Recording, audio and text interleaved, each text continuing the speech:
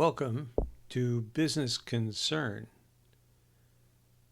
The topic, documenting the plan. Essential, but a form of procrastination. If it's not written down, it is not a plan. I would like to attribute that quote to someone, but after a reasonable Google search, I cannot.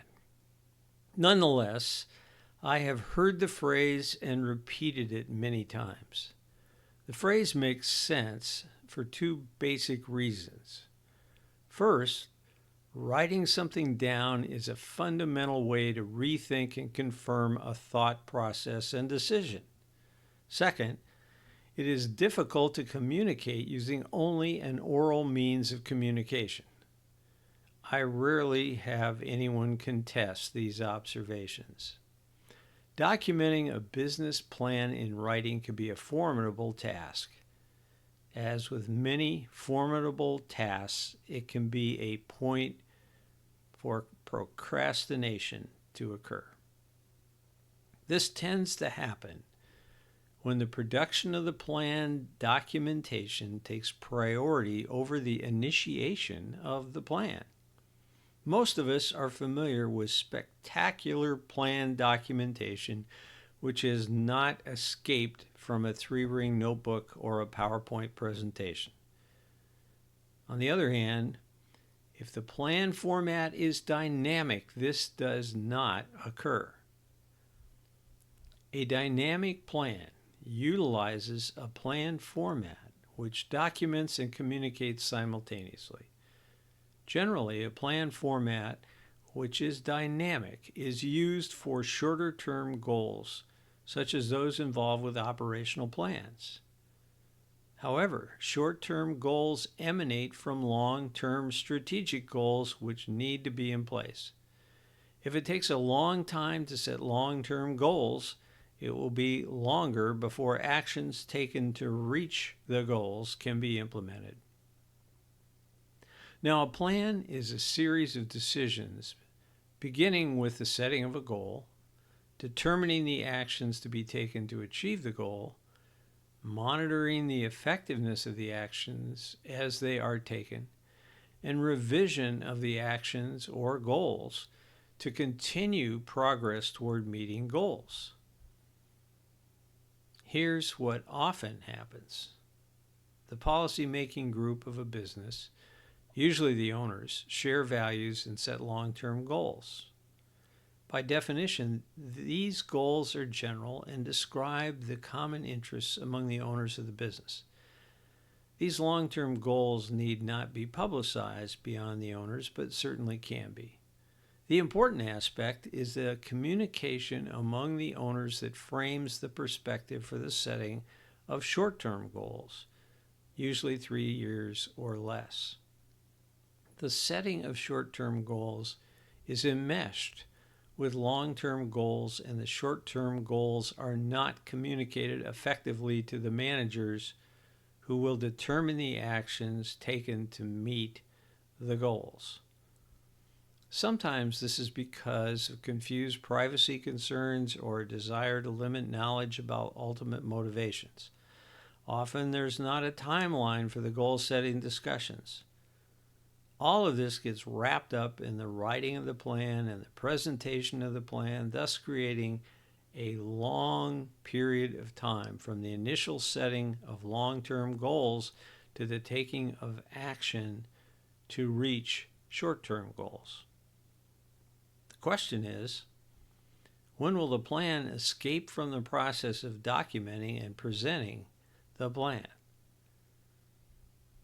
Here's what should happen. The policy-making group of the business should determine the long-term goals after articulating and sharing their values. This should be done in a defined period of time, which should be reasonably short. Immediately after that, the policy-making group should determine the short-term goals and place them on a dynamic plan format. Now, this dynamic plan format could be as simple as a spreadsheet or as complex as one of the custom software apps for planning, such as Microsoft Teams. The format is dynamic because all groups and individuals involved are notified immediately when a decision is made or an action taken.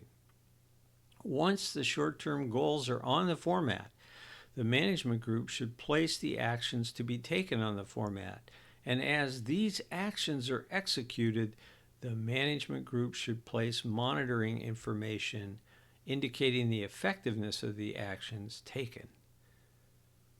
This immediate communication allows the policymaking group to revise goals as appropriate and allows the management group to change actions as appropriate. The need to document and communicate the plan can serve as a refuge for the concern that the plan may not be as effective as it should be. Was everything considered? What about recent events that perhaps will change earlier decisions? What about recent personnel changes? One asking these questions is like the dog chasing its tail. Questioning a decision-making process is backtracking, leading to a non-productive result. Procrastination thrives on fear and uncertainty. The part of the planning process that should save us from procrastination is the fact that there can be revision. With a dynamic plan format, the placing of monitoring results on the format allows a business-wide reaction and will lead to efficient adjustments to compensate for planning deficiencies. If something does start to go wrong, it can be corrected. There is no reason to wait on actions to implement the plan when there can be corrections made during the implementation of the plan. A plan that is not dynamic does not provide a basis for timely correction and revision. If there are results that groups do not see or adjustments made but not effectively communicated, the correction will not be made in time to avoid serious complications. On the other hand, a dynamic plan will communicate results to all groups immediately and communicate revisions to all groups immediately. This allows the revision process to function in a timely way in the planning cycle and removes concerns about getting everything right before initiating the plan. While documenting a business plan is a formidable task, properly done, it can be initiated and corrected. Long-term goals should be set on a timeline. Short-term goals should be communicated on a dynamic plan format with actions taken to meet the goals immediately. Corrections can be made in a timely fashion and the planning cycle repeated without the need for further documentation. The essential task of documenting the planning cycle does not provide a reason for procrastination. My name is Rick Rebusel. I'm the Principal Consultant of Business Transition Consulting. I appreciate your attention.